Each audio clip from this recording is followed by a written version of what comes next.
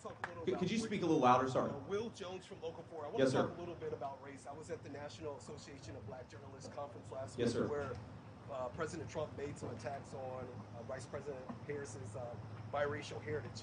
You're married to an Indian American woman. You have biracial children.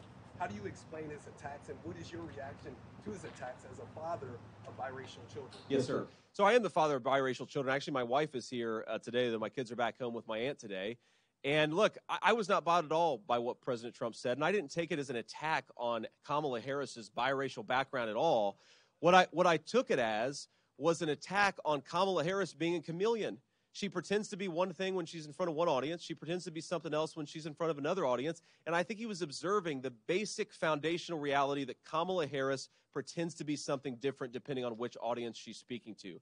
Now, she has been able to hide this a little bit because for the past couple of weeks, she only speaks in front of a teleprompter. She never gives unscripted remarks, and she's hidden from the American media and from the American people. But we know she's a chameleon. We know she's a person who promised to defund the police and now wants to pretend she's a tough prosecutor. She said that she would be our border czar, and yet for 3.5 years, we have an open border. She said that she would bring some common sense and lower inflation to our economic policies, and yet she cast the deciding vote that raised interest rates, raised home prices, and raised food prices.